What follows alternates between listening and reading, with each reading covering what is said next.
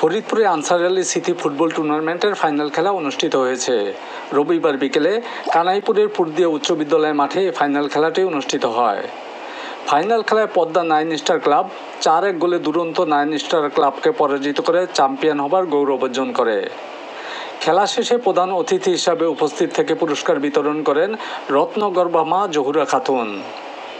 Engineer Abdul সোবান CIP সভাপতিত্বে final খেলায় বিশেষ অতিথি হিসাবে উপস্থিত ছিলেন পিবিআই ফরিদপুরের পুলিশ সুপার মোহাম্মদ রবিউল ইসলাম, আফরোজা আজম জুট মিলের ব্যবস্থাপনা পরিচালক মোহাম্মদ ইমদাদ খান, সাজিদ সোবান ওয়েলফেয়ার ফাউন্ডেশনের পরিচালক খাদিজা ইয়াসমিন তিজান, কোতোয়ালি থানার officer in charge Mohammad Asaduzzaman, tournament আয়োজক কমিটির সদস্য নিজাম ব্যাপারী সবুজ।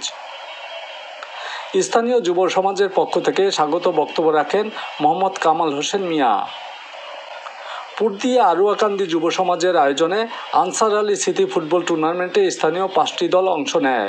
ফাইনাল খেলায় বিপুল সংখ্যক দর্শক উপস্থিত থেকে খেলাটি উপভোগ করেন। ঠিক মাঝমাঠ থেকে জাসিনা বার্সা মাঠে খেলাধুলা করেছে আবুল কালাম মিয়া